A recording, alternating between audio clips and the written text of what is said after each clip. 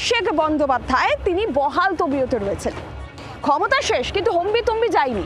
যে ছবি দেখতে পাওয়া যাচ্ছে, গতকাল একের পর এক হাসপাতাল অভিষেক বন্দ্যোপাধ্যায়কে ফিরিয়ে দিয়েছে, কারণ তার হাসপাতালের চিকিৎসার প্রয়োজন নেই।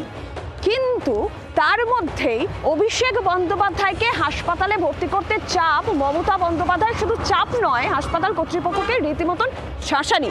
ভিডিও পোস্ট করে এই বিষয় নিয়েই সরব হয়েছে বিজেপি, আর এর পাল্টা যুক্তি সাজাতে গিয়ে রীতিমতন হিমশিম অবস্থা জোড়াফুল শিবিরে।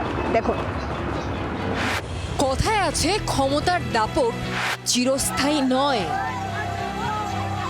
পালাবদলের পর তা হাড়ে হাড়ে টের পাচ্ছে তৃণমূল, কিন্তু দলের সর্বময় নেত্রী কি এই কথা মানতে রাজি?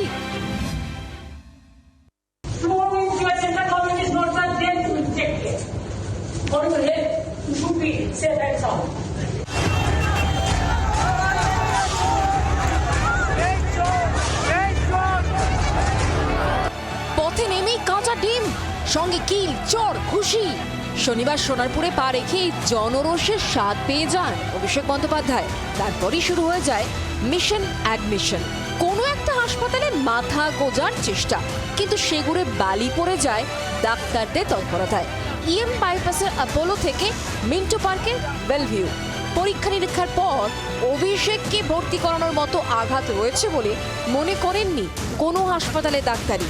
তাতেই ক্ষেপে লাল ক্ষমতা হারানো মমতা। বেলভিউয়ে দাঁড়িয়েই হাসপাতাল কর্তৃপক্ষের বিরুদ্ধে সুর চড়ালেন প্রাক্তন মুখ্যমন্ত্রী, দিলেন হুঁশিয়ারিও। রাজ্য বিজেপির প্রধান মুখপাত্র দেবজিৎ সরকারের পোস্ট করা ভিডিওয় ধরা পড়ল মমতার হম্বিতম্বি।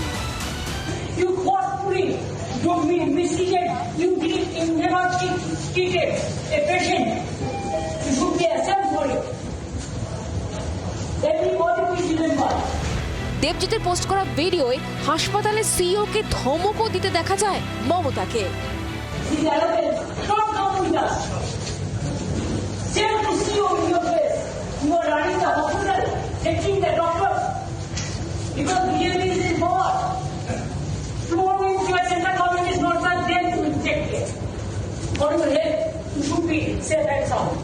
মেডিকেল ইনস্টিটিউশনকে মিসইউজ করছেন যে একটা পলিটিক্যাল ন্যারেটিভকে সেট করার জন্য, সেটাও আমরা বুঝতে পারছি। যে করে ভর্তি করাতে হবে, আপনি কেন ভর্তি করছেন না?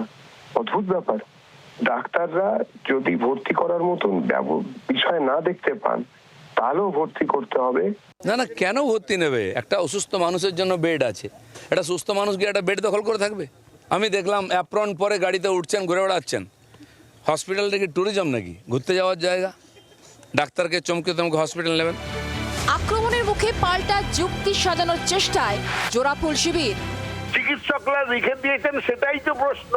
যে লোকটি মারা গেছিল, তার বাড়িতে গিয়েছিল অভিষেক বন্দ্যোপাধ্যায়, তার ঘটনাটা আপনারা দেখেছেন।